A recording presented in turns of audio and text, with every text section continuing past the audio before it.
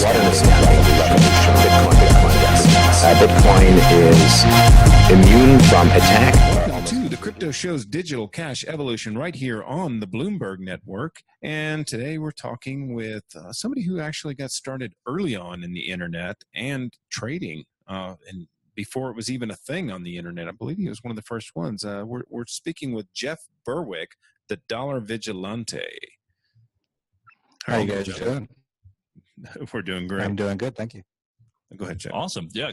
Thanks for coming on the show, Jeff.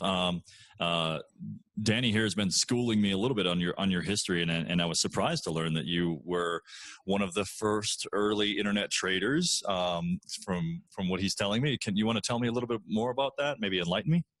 Yeah, sure. I was actually working at a bank in Canada in the early 1990s when I heard the internet had just come out.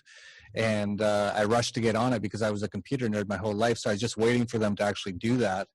And I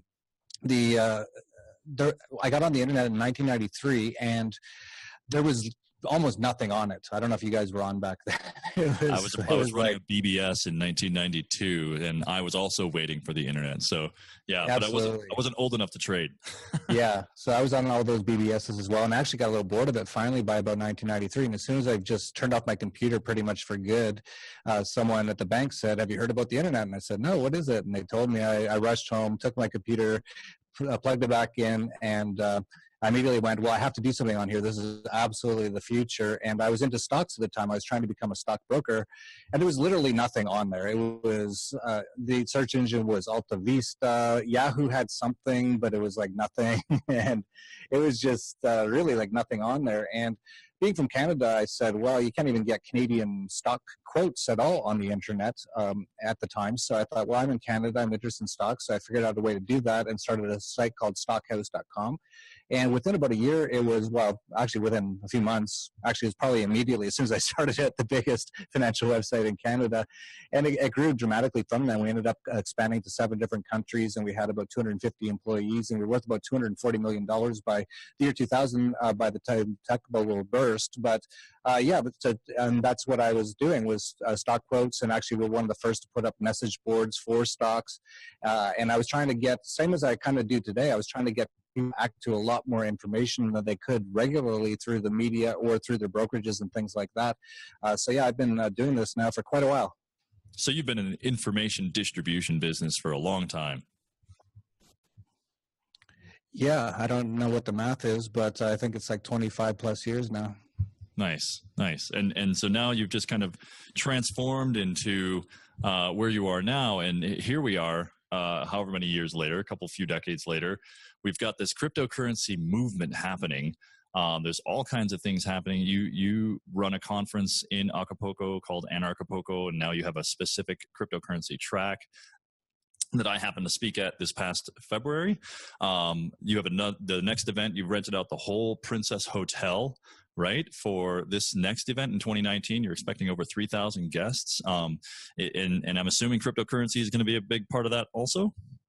Yeah, absolutely. The conference itself is about freedom, about anarchy, like true anarchy, the belief that we shouldn't be slaves. And it's been growing. It's going into its 5th year, and we're expecting probably something close to 3,000 people in 2019. And a big part of freedom is financial freedom, is freedom from the monetary system, which has been controlled by a bunch of communist-style central bankers now for hundreds of years, with the fiat currency, fractional reserve banking system, which is all an absolute scam and all impoverishes basically everyone except for not even the 1%, but literally the 0.00001% really get most of everyone's wealth through this heinous scam of a system. So it was actually not looking that great for freedom-minded people up until about 2009 when it came out, and all of a sudden had a chance to break the central banking communist style cartel of money control systems. And since then, as you know, cryptocurrency's taken off. I only found out about Bitcoin in 2011 at $3, and I've been one of its biggest proponents ever since then, obviously. And it's become a big part of the freedom movement, because once we can get rid of them controlling us and impoverishing us and controlling us through the money system, that's really the root of most of their power.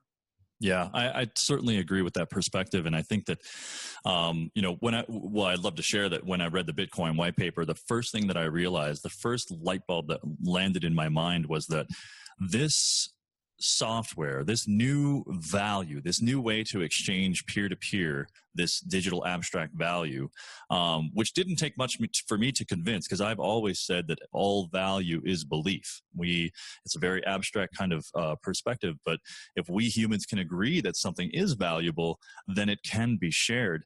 And I realized that this was an exit strategy for humanity. The first time where, government controlled and inflated and bank inflated currencies, we have a real option other than just those in terms of where to put our wealth. And so, yeah, I certainly agree with the aspects of freedom and financial freedom and going that direction.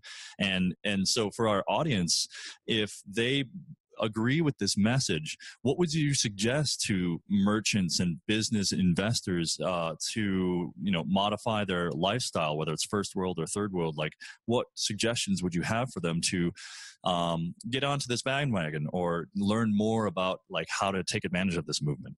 Once you understand the money system and the banking system and how it impoverishes you, and also how expensive it is and how slow it is, and once you start to use cryptocurrencies like Bitcoin, for example, and you can transfer money, if you had $1 billion worth of Bitcoin, you can transfer it to China in the next few minutes, basically free, and no one could stop you. That's the most important part, by the way. No one can stop you. There is no middleman. There is no way for any government to come in and steal the funds or stop you, or a bank. And I've gone through this literally hundreds of times now, trying to send a wire transfer, gets frozen. They call me up. I don't even want to talk to these people. I eventually answer the phone. They want to know where I'm sending the money, why I'm doing it, who I'm sending it to. It's like, well, Bitcoin, I just hit a button and it's gone, and it's much better. So really, for your average person, it shouldn't be that hard to convince them to start using it. It's a matter of them just starting using it. And then once you start to use it, I think all of us would agree, the very first time we sent a cryptocurrency transaction, probably all of us, I know I did, my eyes opened up really wide and I went, this changes everything. And really, that's all it's going to take for adoption, is people starting to use it. And once they start to use it, they'll start to realize this actually it frees them so much more. It doesn't take away their purchasing power through the inflation of people in a boardroom in a Federal Reserve office sitting around deciding how much money to print and give to their friends, because the money supply is fairly sound and solid and doesn't inflate too much. And in fact, at one point, it won't inflate whatsoever. You're not getting your purchasing power constantly robbed. That's why there's so many problems in the world today, in the U.S. today, where the minimum wage has to be raised. Why? Because the purchasing power of the money's gone down. No one can afford rent anymore. Why? Because the purchasing power of the money is constantly going down. That's on purpose, and that's to impoverish everyone. So it'll be, at first, people just starting to use it because they realize it's much better, faster, and easier.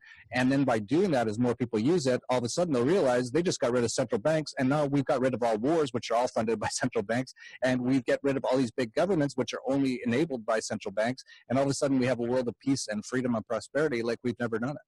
So and access, and as well, access to open markets that aren't banked. The people all around the world that don't have bank accounts, that's a whole new market that's opened up to you. Right. Which happens to be the majority of the planet. For those who may not be aware, most people do not have access to bank accounts on the planet.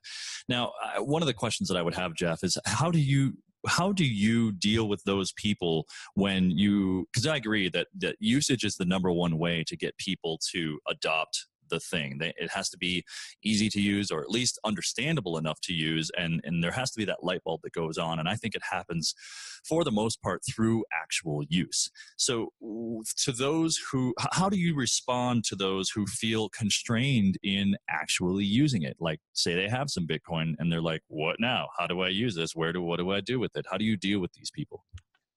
Yeah, this has been the most difficult part of the process, is that Bitcoin's really only been around for less than 10 years, about eight years now. And really no one knew about it. I didn't even know about it until about 6 years ago. And really not many people knew about it for real until about the last couple of years. And because of the nature of Bitcoin, there's no CEO, there's no office, there's no corporation, there's no nothing really. There's no organized effort to actually really increase the usability of it. And that's actually been one of the drawbacks. And that's one of the reasons that, Chuck, I know you're involved with Dash. That's one of the reasons I like Dash, because it actually has some built-in incentives to actually improve the usability of it. But the usability will come. It's improved dramatically. When I first started using it, it was very hard. You had to use the QT wallet and things like that. And now there's at least online wallets, and there's hardware wallets and things like that, but it's still not granny friendly, I would say. And but there's literally millions of people working in the cryptocurrency space now and developing all these things. And the first person who really comes out with a product that makes it granny friendly, where everyone can use it without even knowing what they're even using or anything like that, just press a button and that's all they know, they'll become incredibly rich, in my opinion. And those are all going to be coming. So we're still in the very early stages, what I call sort of it's actually before the early adopter stage still, in my opinion, in terms of the usability and the mass public adoption of this technology. But that will all be coming very soon, because in the last few years, billions and billions, actually hundreds of billions of dollars of capital have poured into the cryptocurrency space, and a lot of that is being devoted towards improving the market, improving the usability, creating new systems, creating new ways that people can use it that will make it a lot easier. Well, it's amazing how fast that learning curve goes away when they really need it, like Venezuela. Thousands upon thousands of people are learning there very quickly because it's a great alternative to the crap that they have already. They are in the midst of the necessity is the mother of invention. But in this case, the invention is there and they need it, and it's happening. Well, I want to thank you. Your average person won't do too much unless they really have to. But that's why things like Uber and all those things have done really well, is because they just made it very easy. They just completely destroyed the taxi monopoly system across the world just by putting an app that was easy to use. And once we get to that app level stage with crypto, it will destroy the central bank monetary system. So crypto needs to become the Uber of money. Right. And it sounds like it's a wait and see kind of situation. But in the meantime, hey, early adopters, hey, innovators, get on this, because we all know what's coming, right? Absolutely. Oh, no, it's just the internet. It's no better than a fax machine. Just a fad. Well, thanks for coming on, Jeff. I certainly appreciate having you on the Crypto Show. How can people get in touch with you for our listening audience? You can find me at the Dollar Vigilante, dollarvigilante.com, or on YouTube, just type in the Dollar Vigilante. If you enter freedom-related stuff, I have a podcast called Anarchast on YouTube, and then we have our annual conference here, which is called Anarchapulco every year, February 14th to 17th, coming up in 2019. And the entire conference this year will also be running CryptoPoco, which is an entire crypto conference during the conference. It's one of the biggest crypto conferences of the year. So if you're into crypto, you definitely want to check that out. It's one of the best conferences I've been to. And if you want to save some money, use the coupon code CRYPTO, CRYPTO, when you go there to check it out. My wife and I agree. Best conference ever. All right. I agree Thanks so much, Jeff. Thank you, guys. All right. We'll see you later.